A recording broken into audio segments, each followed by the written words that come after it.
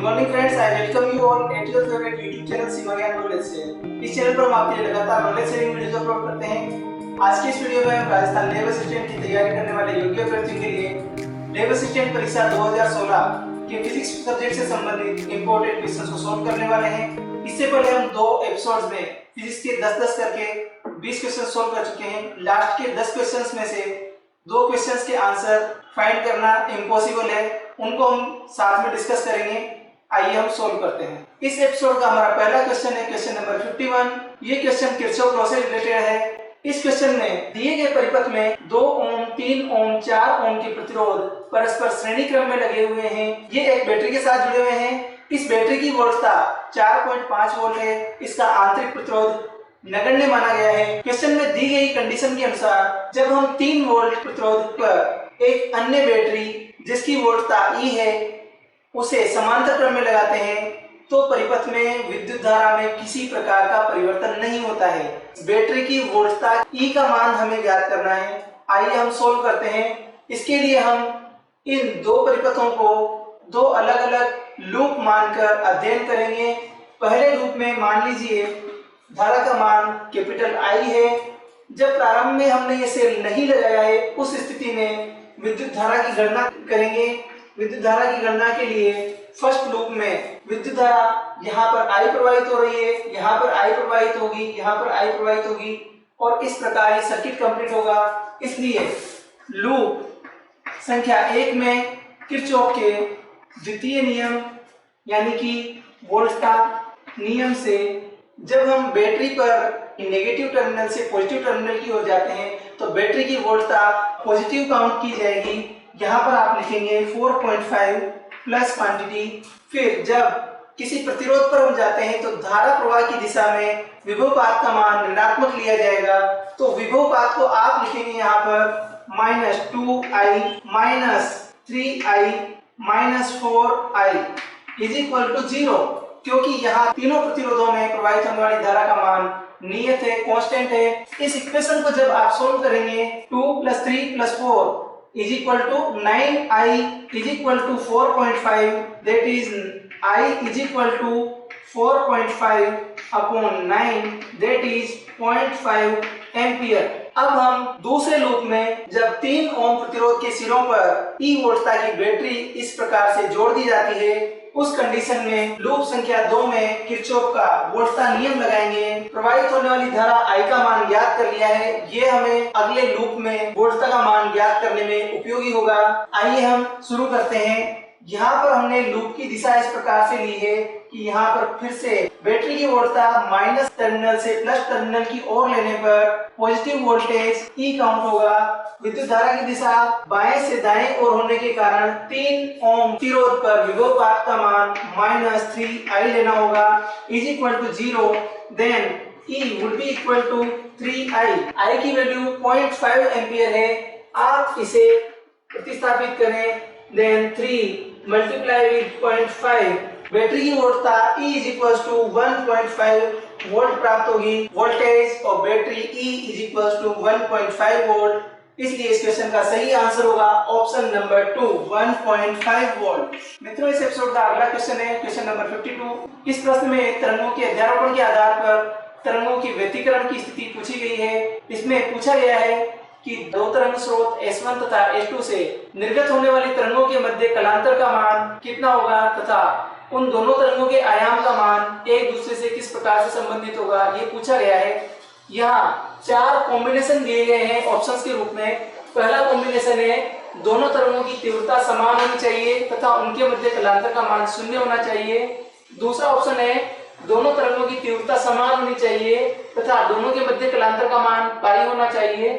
तीसरा ऑप्शन है दोनों तरंगों की तीव्रता का मान समान होना चाहिए तथा उनके मध्य कलांतर का मान समय के साथ नियत होना चाहिए परंतु आवश्यक रूप से 0 नहीं।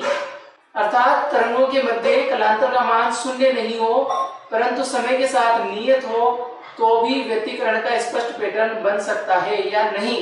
चौथा ऑप्शन है दोनों तरंगों की तीव्रता का मान आवश्यक रूप से समान हो, ऐसा जरूरी नहीं है, और दोनों के मध्य कलांतर का मान समय के साथ नियत होना चाहिए परंतु आवश्यक रूप से 0 नहीं हो। तो भी उनका व्यतिकरण पैटर्न स्पष्ट रूप से बनेगा। आप यहाँ विचार कीजिए, दोनों तरंगों की तीव्रताओं के मध्य एक संबंध पूछा गया है।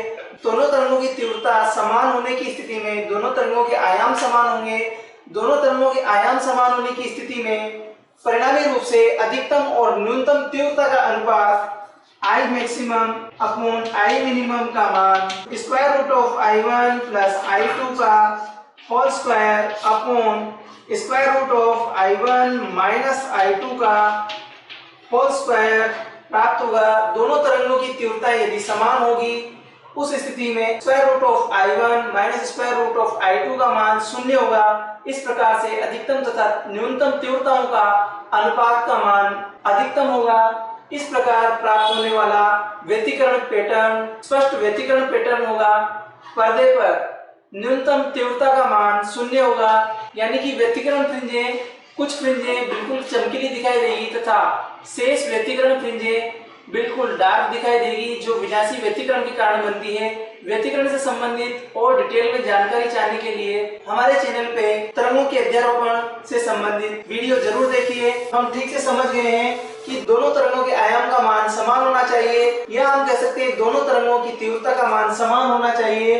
इस प्रकार से तरंगों की तीव्रता का मान समान होना चाहिए। तीन ऑप्शंस के अंदर तरंगों की तीव्रता का मान समान माना गया है। दोनों तरंगों के मध्य कलांतर का मान शून्य भी हो सकता है, पाई भी हो सकता है, या कुछ अन्य भी हो सकता है। लेकिन यदि कलांतर का मान समय के साथ नियत रहे तो पर्दे पर प्राप्त होने वाले व्यतिकरण पर्दे पर कुछ मात्रा में विस्थापित तो जरूर हो सकता है, लेकिन एक स्पष्ट व्यतिकरण पैटर्न बनेगा। इस प्रकार से आपका सही उत्तर होगा ऑप्शन नंबर 3। इस स्थिति में दोनों तरंगों की तीव्रता का मान समान होगा तथा उनके मध्य कलांतर का मान आवश्यक रूप से शून्य भले ही न हो, परंतु कलांतर का मान समय के साथ नियत होना आवश्यक है। इस एपिसोड का अगला क्वेश्चन है क्वेश्चन नंबर 53। ये question Rajasthan labour assistant exam conduct करवाने वाली एजेंसी RSM SSB ने डिलीट कर दिया था। आइए इस क्वेश्चन को हम सोल्व करने की कोशिश करते हैं और इसके लिए यूज में लिया हुआ कंसेप्ट जानते हैं। इस क्वेश्चन के अनुसार एकल स्लिट से बनने वाले विवर्तन पैटर्न में प्रधान उच्छिष्ट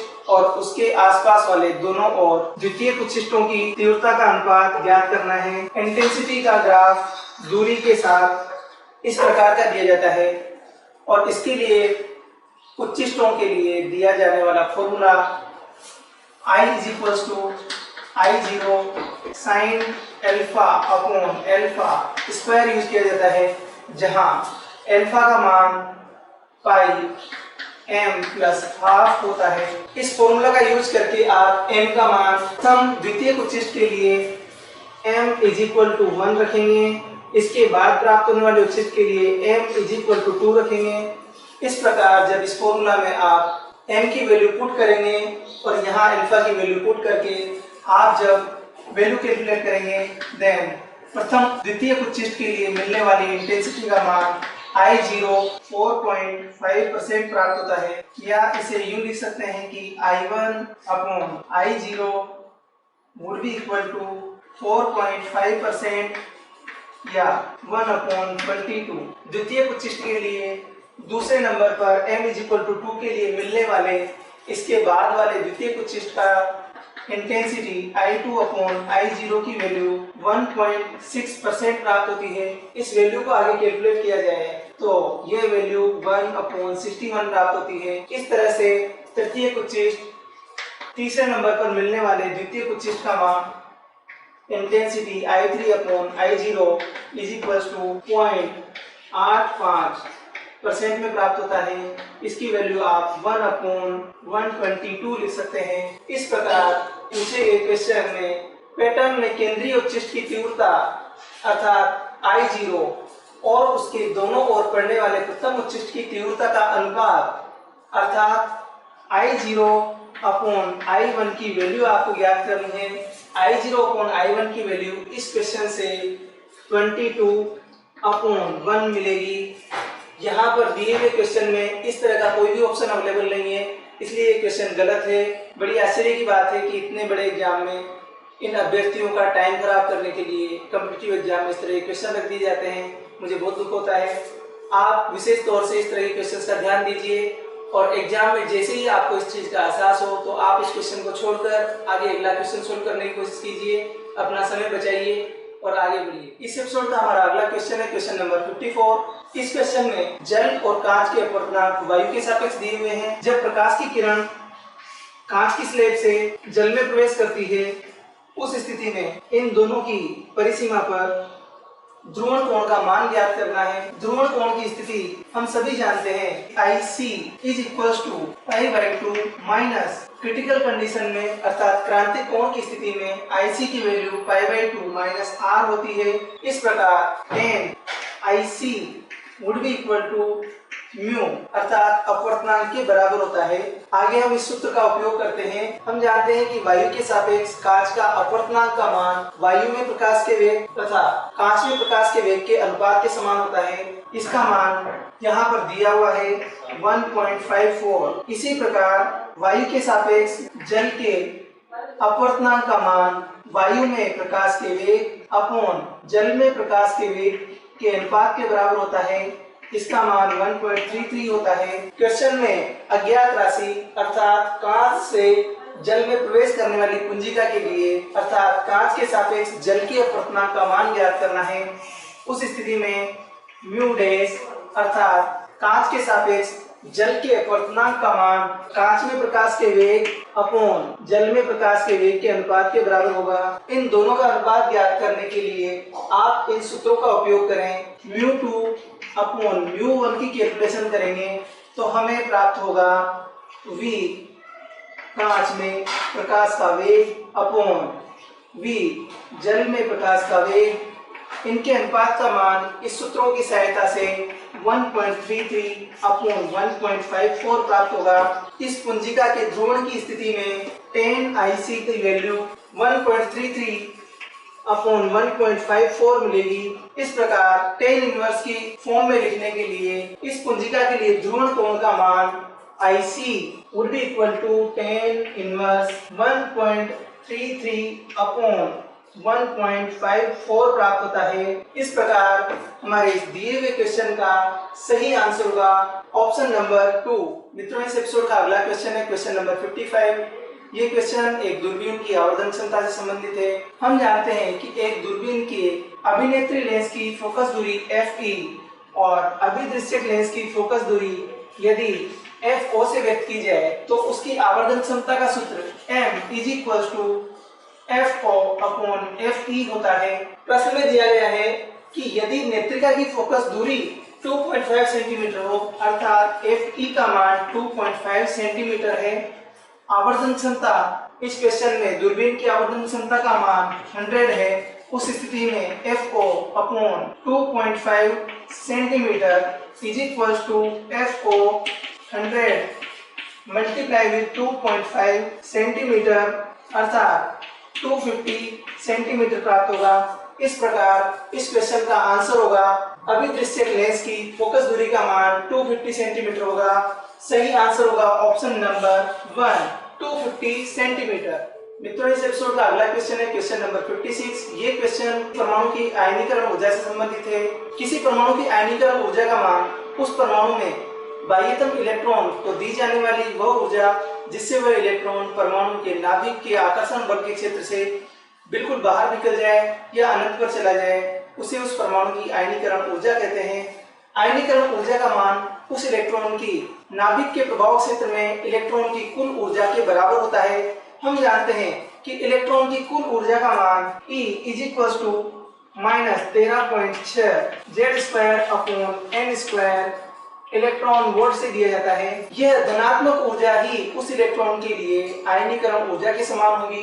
प्रश्न में दिया गया है कि हाइड्रोजन परमाणु में इलेक्ट्रॉन की आयनीकरण ऊर्जा का मान 13.6 इलेक्ट्रॉन वोल्ट है, क्योंकि हाइड्रोजन परमाणु में जो इलेक्ट्रॉन होता है वह नाभिक के चारों ओर केवल प्रथम ऊर्जा स्तर में चक्र लगाता है।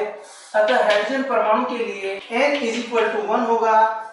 हाइड्रोजन का परमाणु क्रमांक 1 है अर्थात उसके नाभिक में स्थित प्रोटॉनों की संख्या का मान 1 है। इस प्रकार से n के साथ साथ z अर्थात परमाणु क्रमांक का मान भी 1 होगा। दोनों मान यहाँ प्रतिस्थापित कर दिए जाएं तो हाइड्रोजन परमाणु में उपस्थित इलेक्ट्रॉन की ऊर्जा का मान -13.6 इलेक्ट्रॉन वोल्ट होगा। यह धनात्मक ऊर्जा उस परमाणु के आयनीकरण ऊर्जा के बराबर होगी। Ionization energy is equal to 13.6 electron volt. केवल माइनस चिन्ह की जगह प्लस चिन्ह करना है। ड्यूटेरियम परमाणु के इलेक्ट्रॉन के लिए आयनीकरण ऊर्जा का मान हमें ज्ञात करना है। ड्यूटेरियम क्योंकि हाइड्रोजन का समस्थानिक है और ड्यूटेरियम में नाभिक के चारों ओर चक्र लगाने वाले इलेक्ट्रॉनों की संख्या का मान एक ही होता है, इसलिए ड्यूटेरियम के इलेक्ट्रॉन्स n = 1 ऊर्जा स्तर में उपस्थित होते हैं। ड्यूटेरियम का परमाणु क्रमांक हाइड्रोजन के परमाणु क्रमांक के समान अर्थात Z = 1 होता है। इस प्रकार दोनों स्थितियां समान होने के कारण ड्यूटेरियम की आयनीकरण ऊर्जा का मान भी हाइड्रोजन परमाणु की आयनीकरण ऊर्जा के समान ही 13.6 इलेक्ट्रॉन वोल्ट। अतः इस प्रश्न का सही उत्तर होगा ऑप्शन नंबर 1 13.6 इलेक्ट्रॉन वोल्ट। दोस्तों हमारा अगला क्वेश्चन है क्वेश्चन नंबर 57। बोर के परमाणु मॉडल के आधार पर इलेक्ट्रॉन के कक्षीय कोणीय संवेग पर पूछा गया है। इस क्वेश्चन में पूछा गया है कि परमाणु के इलेक्ट्रॉन का n = 2 में कक्षीय कोणीय संवेग का मान क्या होगा। इसमें 4 ऑप्शंस दिए गए हैं। हम जानते हैं कि बोर के परमाणु मॉडल के अनुसार इलेक्ट्रॉन का कक्षीय कोणीय संवेग mvr का मान nh/2π होता है, जहां n उस ऊर्जा स्तर का क्रमांक है। यहाँ पर n = 2 में हमें कक्षीय कोणीय संवेग का मान ज्ञात करना है, तो n = 2 प्रतिस्थापित करने पर कक्षीय कोणीय संवेग J का मान 2h/2π अर्थात h/π प्राप्त होगा। इस प्रकार इस क्वेश्चन का सही आंसर होगा ऑप्शन नंबर 3। दोस्तों इस एपिसोड का अगला क्वेश्चन है क्वेश्चन नंबर 58। ये क्वेश्चन परमाणु में इलेक्ट्रॉन के चक्रण की कक्षा की त्रिज्या की गणना हेतु है। इस क्वेश्चन में पूछा गया है एक ट्रिशियम परमाणु के n = 2 अवस्था के इलेक्ट्रॉन की कक्षा की त्रिज्या की गणना करनी है। हम जानते हैं कि बोर परमाणु मॉडल के अनुसार Z परमाणु क्रमांक वाले परमाणु में nवें ऊर्जा स्तर की त्रिज्या का मान Rn = 0.529 × 10⁻⁻10 n²/z प्राप्त होता है मीटर में। यहाँ दिए गए प्रश्न के अनुसार ट्रिशियम परमाणु जो कि हाइड्रोजन परमाणु का ही एक समस्थानिक है, अतः उसके लिए परमाणु क्रमांक Z का मान 1 होगा हाइड्रोजन के समान, तथा परमाणु की ऊर्जा स्तर की अवस्था n का मान 2 होने के कारण यहाँ जब इस सूत्र में प्रतिस्थापित किया जाएगा तो R2 = 0.529 × 10⁻⁻10 मल्टीप्लाई n² तथा 2 का स्क्वायर अपॉन Z का मान 1 प्रतिस्थापित करने पर मीटर में आंसर में प्राप्त होगा 2.12 × 10⁻⁻10 मीटर। इस प्रकार हमारे इस दिए हुए प्रश्न का सही उत्तर होगा ऑप्शन नंबर 2 2.12 × 10⁻⁻10 मीटर। मित्रों इस एपिसोड का अगला क्वेश्चन है क्वेश्चन नंबर 59। इस एपिसोड का सेकंड लास्ट क्वेश्चन। इस क्वेश्चन को सोल्व करने से पहले मैं आप सभी योग्य व्यक्तियों से एक रिक्वेस्ट करना चाहूंगा कि प्लीज क्वेश्चन को ठीक से पढ़कर अपने नॉलेज का यूज करते हुए तो खुद सोल्व करने की कोशिश कीजिए, ना कि आंसर शीट पर जाइए। तो राजस्थान लैब असिस्टेंट 2016 की ऑफिशियल आंसर की में इस क्वेश्चन को डिलीट कर दिया गया है। जब आप देखेंगे कि कोई क्वेश्चन ऑफिशियल आंसर की में डिलीट कर दिया गया है तो आपको उसे सोल्व करने की कोई इच्छा नहीं रह जाएगी, जबकि वो क्वेश्चन किसी न किसी बेसिक फिजिक्स कंसेप्ट पर डिपेंडेंट होता है और वह क्वेश्चन हमें जरूर सोल्व करना आना चाहिए, चाहे वहां पर उसका आंसर मैच नहीं हो रहा हो। लेकिन अगर उसी तरह का और क्वेश्चन आपको किसी कॉम्पिटिटिव एग्जाम में आगे देखने को मिले तो आप उसे सोल्व कर सकें। आइए हम इसे सोल्व करते हैं। यहाँ पर हीलियम नाभिक के लिए एक रिएक्शन दी गई है जिसमें हीलियम नाभिक उसके न्यूट्रॉन और प्रोटॉन में टूट जाता है। वह स्थिति इस प्रकार है कि हीलियम नाभिक He2He4 के रूप में लिखा जाता है। 2 प्रोटॉन तथा 2 न्यूट्रॉन उपस्थित होने के कारण इस प्रकार से लिखा जाता है। नाभिकीय अभिक्रिया में इससे 2 न्यूट्रॉन तथा 2 प्रोटॉन प्राप्त होंगे। ये हमारी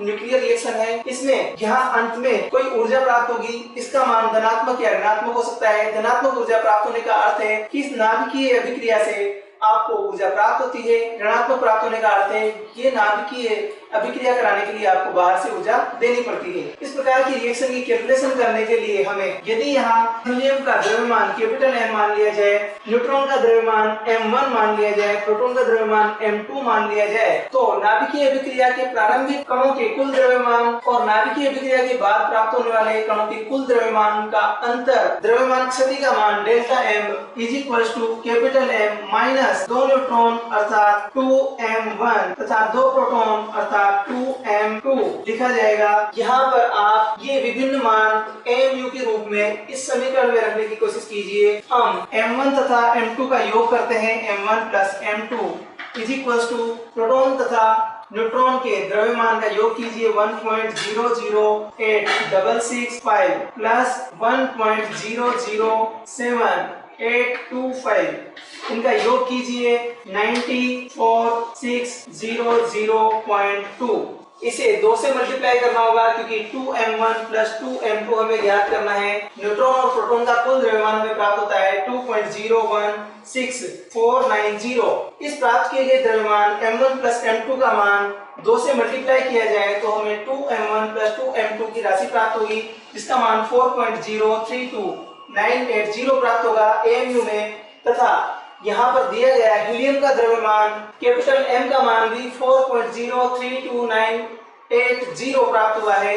अतः हीलियम के द्रव्यमान में से 2 of M1 plus M2 minus किया जाए तो हमें यहाँ पर द्रव्यमान क्षति का मान 0 प्राप्त होता है तथा इस Q अर्थात प्राप्त होने वाली ऊर्जा का मान हमेशा E is equal to mc square formula से डेल्टा M c स्क्वायर से प्राप्त किया जाता है। इस प्रकार इस नाभिकीय अभिक्रिया में प्राप्त होने वाली ऊर्जा का मान हमें 0 प्राप्त होगा। यहाँ क्वेश्चन के दिए गए 4 ऑप्शंस में से शून्य ऊर्जा का एक भी ऑप्शन नहीं है। इस प्रकार इस क्वेश्चन में 4 ऑप्शंस में से एक भी आंसर आपका सही नहीं हो सकता। आप इस फॉर्मूला का यूज करके आसानी से इस नाभिकीय अभिक्रिया में प्राप्त होने वाली या नाभिकीय अभिक्रिया को चालू करने के लिए दी जाने वाली आवश्यक ऊर्जा का मान ज्ञात कर सकते हैं। यदि द्रव्यमान का मान आप AMU के रूप में ज्ञात कर लेते हैं तो उसे मेगा इलेक्ट्रॉन वोल्ट में कन्वर्ट करने के लिए 1 AMU ऊर्जा को c स्क्वायर से मल्टीप्लाई करने पर वह 931.5 मेगा इलेक्ट्रॉन वोल्ट के बराबर होती है तथा 1 इलेक्ट्रॉन वोल्ट ऊर्जा का मान जूल के रूप में 1.6 into 10⁻⁻19 जूल होता है। दोस्तों इस एपिसोड का लास्ट क्वेश्चन है क्वेश्चन नंबर 60 कि अपनी मेहनत करते रहिए और गलत क्वेश्चंस को जल्दी से सेलेक्ट करके एग्जाम में उनसे बचिए, जिससे कि आपका समय बच सके और आप सही क्वेश्चंस की ओर डाइवर्ट हो सकें। न्यूक्लियर रिएक्शंस पर हम अपना अगला चैप्टर आने वाले एपिसोड्स में दिखाएंगे, तो प्लीज उस एपिसोड को देखिए और आप इन क्वेश्चंस को सोल्व कीजिए आपकी सफलता की कामना करते हुए। Thanks for watching this video. यदि ये चैनल आपने अभी तक सब्सक्राइब नहीं किया है प्लीज से सब्सक्राइब कीजिए। Please like and share those videos with your friends. Thank you.